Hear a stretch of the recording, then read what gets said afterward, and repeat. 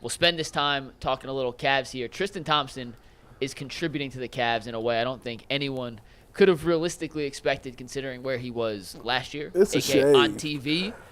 Comes back, helps the Lakers. Now he's playing for the Cavs. The Cavs hit 19 threes last night. Still lost to the Celtics in the first of a back-to-back 2-game road stretch against the Boston Celtics. G, what'd you make of the game? And 2, can you believe Tristan Thompson is actually contributing? I actually watched this game, too. You know what? You know what? I'm starting. Somebody said this on my barbershop show.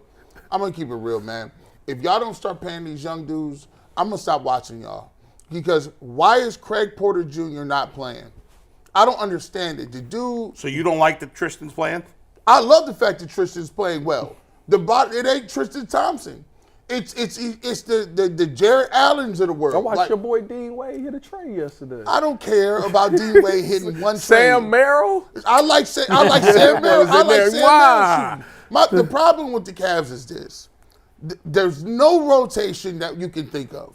There's just like a hodgepodge of guys that go in, no different. I do agree with that It's just you know, guys come to the gym, they don't know how many minutes they playing, what role they have. Then you get Jared Allen. You think we forgot about you? No, we didn't. Checked out last. You act like you didn't even want to be there last game. How you foul out in like 10, 15 minutes? Did you get pushed around? He looked like no fire. Isaac Okoro, listen, he's a 5th-round pick. I know you. No, 5th pick. 5th pick. First round, fifth First pick. round. And we keep trotting him out. I just don't like the fact that we just keep giving people credit for being nice dudes that we would like our niece to marry. I don't care about that. Y'all just a bunch of dudes. Y'all laugh and joke, and y'all don't got no offense. It's just hard to watch. Where man. was the defense last night? I'm looking at this team going, wait a minute. Right now. Their calling card last year was defense. I'm going to tell you right now. It was terrible, guys. I watched Jared Allen last night, and I'm like, oh, the Celtics got your number. Listen, Jared Allen is the most uncomfortable person in the perimeter I've ever seen. That boy, the unicorn, was standing at the top of the three-point line.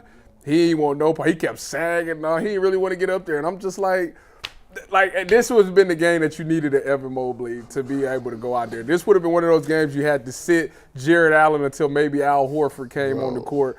But, the reason Tristan Thompson is doing well because Tristan Thompson got some dogs. Is he really doing that well, guys? I mean, he played the one big game. He lost to Orlando. He played a lot. I think he's exceeded what folks – but I think that's an indictment on the coaching staff. He's exceeded what our expectations were. But the fact that he's even in a situation to contribute at all, what does that say about the roster? I thought he was here just to help.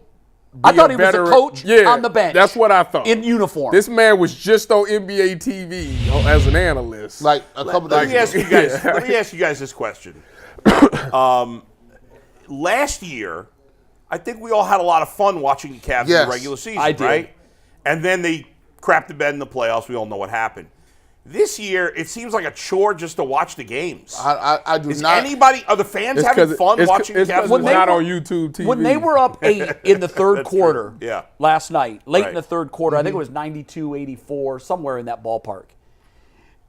I said, here we go. Here's the run. Boston's going to flip their switch, and I think they scored 13 in a row, something like that. They went on a huge run.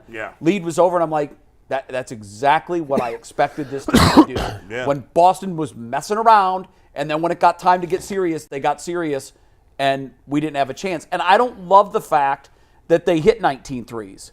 I don't think this team is built that way, even though they went out and got better shooting in the offseason, which they had to, and it was sorely lacking and needed to be addressed. Now we're all of a sudden a three-point shooting team? We got the minivan or whatever his name is. Hey, listen, I don't want nobody named Mini anything playing for me. Minivan, Minimoski. I don't like it. You don't like George? He went 0 for 10. He did. What are you at doing? some point, I know shoot or shoot, but at some point, put a cork in it. You never know.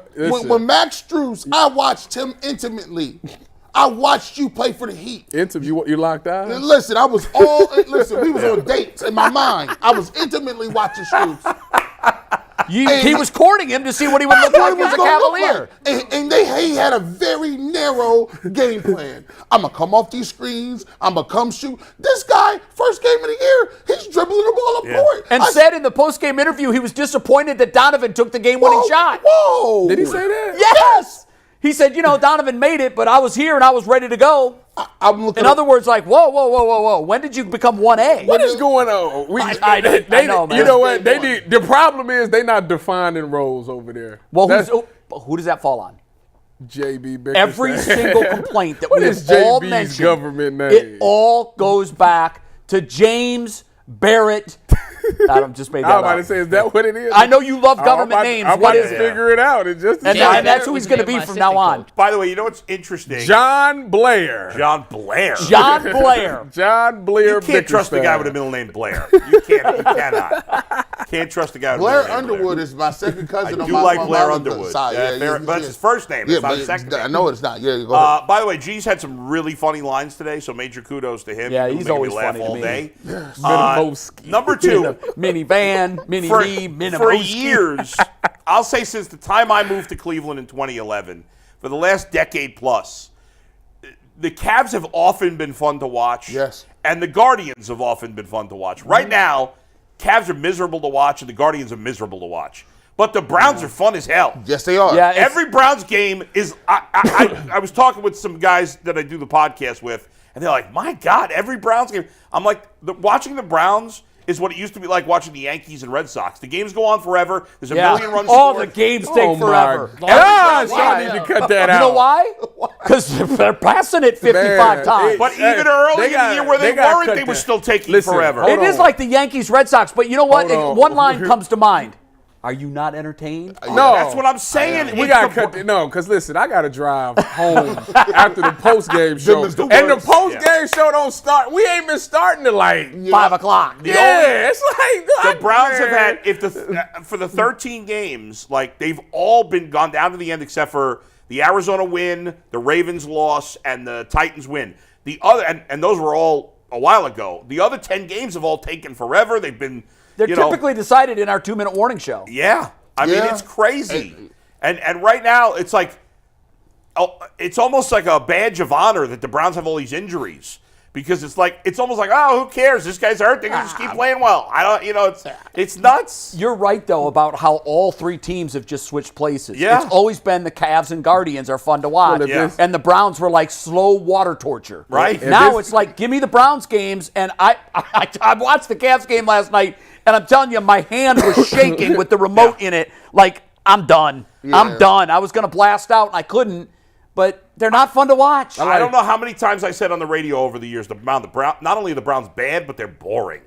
And tough to watch. Right? Because they were bad. They didn't have any exciting offensive players for so many years. We've talked about the ineptitude at pass catching. And they still don't have big-time pass catchers outside of Cooper, and Njoku's been solid. But they're fun. There's excitement in these games. Are you not